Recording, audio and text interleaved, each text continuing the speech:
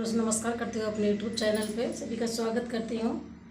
तहे दिल से धन्यवाद करते हैं दोस्तों। हमको बहुत आप लोग की सब सपोर्ट की ज़रूरत है। आप लोग सपोर्ट करिए दोस्तों, और जो भी गलती हो जाए छोटी बहन समझ के माफ़ कर देना। बहुत सुंदर एक नाच गीत लेके आई हूँ आप लोग के बीच में। आप लोग सुने, जैसा लाइक कमेंट में ज़रूर बताएँ। घुंघटा उड़ी गई अटरिया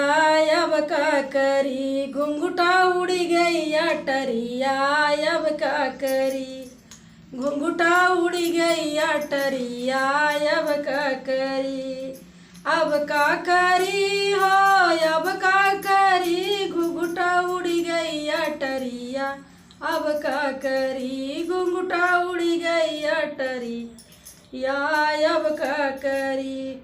पहली नी खर्चा ससुर मोर भेजै, पहली न खर्चा ससुर मोर भेजै, ससुर मोरा भेजै हो ससुर मोरा भेजै,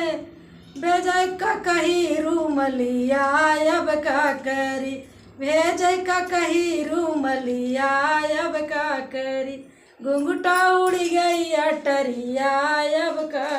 करी, घुंघटा उड़ी गई अटरिया अब का करी,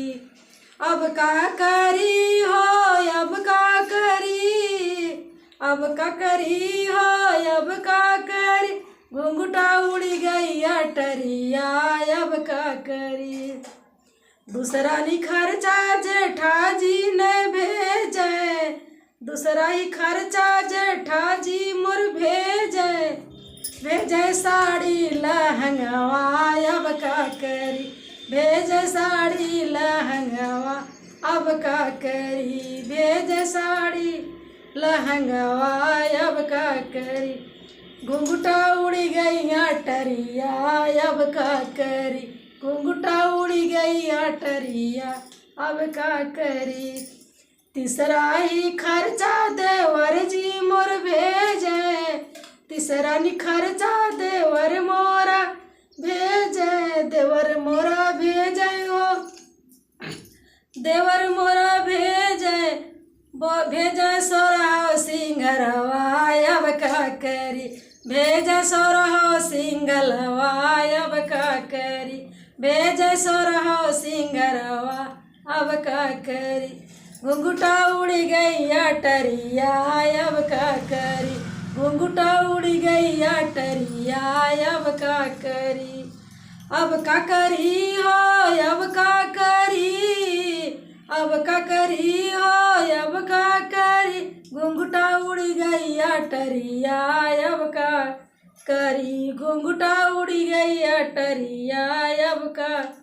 करी। चौथा नी खर्चा सैया जी ने भेजे, चौथा ही खर्चा सैया मोरा भेजे, सैया मोरा भेजे हो सैया मोरा भेजे, आए सावतीन की डोलिया अब का करी, आई गए सावतीन की डोलिया अब का करी, आई गए सावतीन की डोलिया अब का करी, घुंघटा उड़ी गई अटरिया अब का करी, घुंघटा उड़ी गई अटरिया अब का करी। चौथा नी खर्चा सैया मोरा भेजे, चौथा न खर्चा बलम मोर भेजे, भेजे सावतीन नी सनिया अब का करी, भेजे सावतीन नी सनिया अब का करी, घुंघटा उड़ी गई अटरिया अब का करी, घुंघटा उड़ी गई अटरिया अब का करी।